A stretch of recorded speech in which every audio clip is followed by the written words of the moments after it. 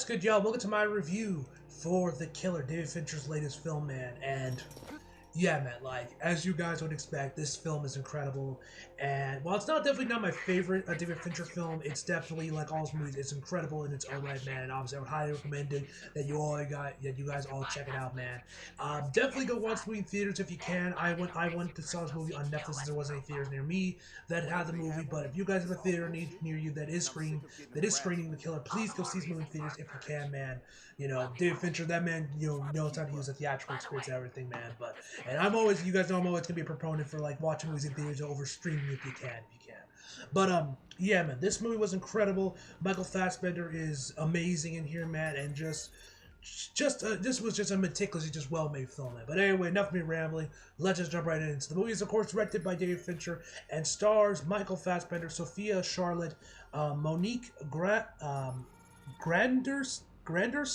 if I pronounce that right, Tittle Swinton, if I'm pronouncing that right, and many more. And the plot of The Killer is, after a fatal near miss, an assassin battles his employer and himself on an international manhunt he insists is impersonal. So, first of all, the cast for the movie is great. Obviously, Michael Fassbender is the highlight of the movie, man. Throughout, like, and that's saying a lot for his performance, because this is like a kind of like a different performance. Because besides a lot of narration, he barely speaks in the movie and doesn't really do much. He's more or less just stares at people a lot of time and is just staring as he's doing his own thing. Very much like Ryan Gosling in Drive. If you guys have seen that one, that was another one of my all-time favorite films. Man, I love Drive. But yeah, he was just amazing, man. As we just see him meticulously, just watching him play this killer that is super meticulous, very patient to make sure he gets just the right opportunity to take the kill, man. And he's just amazing. You guys, I love Michael Fassbender. I loved him as Magneto in the First Class X-Men movies, and he's incredible here, man. There's nothing more I can say. The rest of the cast that was great as well, for their particular characters, man. But another thing that's like obviously a massive highlight movie is the directing and the cinematography, man. This movie is without a doubt feels like you were watching a master at his craft, very much like the assassin himself, who goes nameless in the movie. He's like David Fincher is very meticulous with his camera work, the directing, the lighting, the cinematography, all that jazz. Very meticulous, and this movie just looks stunning, man. It's beautifully directed. The cinematography is fantastic. The lighting is incredible. I love the color grade they went with it, man. If you've seen his movies, man, you know how great they look, and this movie is no different, man.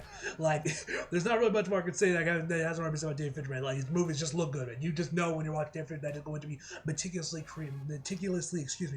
crafted and just immaculately directed, man. The man just knows how to work a cameraman, and just so many good shots in this movie, man. And just so good. As a film studio, these are the kind of movies I love to see, when you just watch a master at their craft, basically doing it, making it look effortless, man. Just an incredible movie. And I also gotta say, the editing of this movie was great. I really like the editing for this movie, man. And I liked how they use overlays, like him like shopping on Amazon, or like him texting or something. I just love the overlays they use. And like I said, the overall editing I thought was really well done as well. I like the editing of the movie.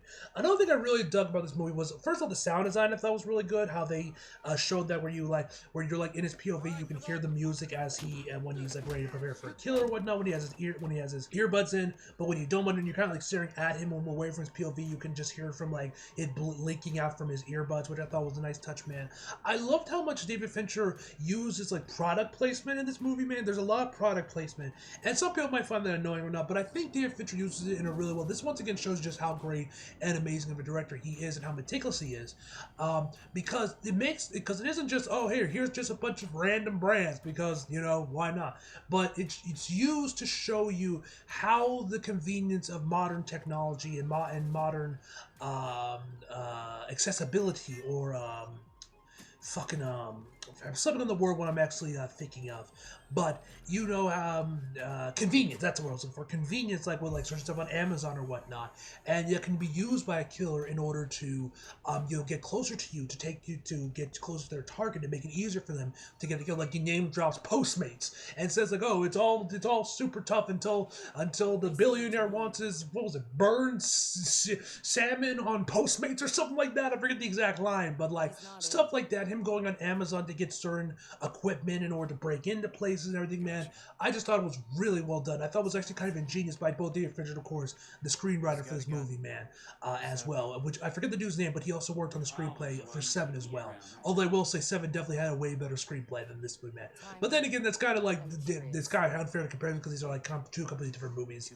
To be fair as well, but. Yeah, man, just this movie was just an amazing, just amazing to watch, man. You know, you guys know me, but so yeah, I thought that was really well done, man. I already mentioned the music.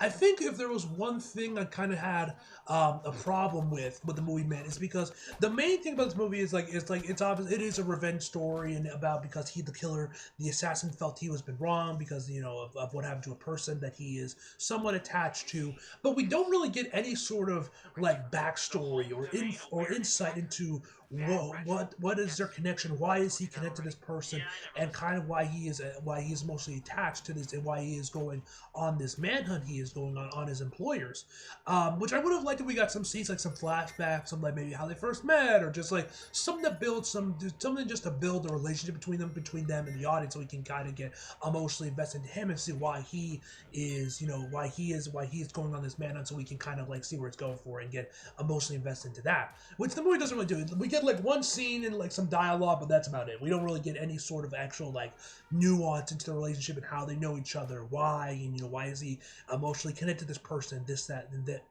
that, and the third. But yeah, man, I don't think there's much more I can top of this movie other than that, man. Like it's a David Fincher film, man. Like, what the fuck do you want me to say? There isn't much that can be said than it's just an incredibly well-made film, and obviously you all should check it out, if you can. But like I said, watch the movie in theaters if you can. It's on Netflix already, but if you can catch this movie in theaters, I don't even know if it's even still in theaters now, but if it is and it's at a theater near you guys, definitely go check this movie out in theaters, man.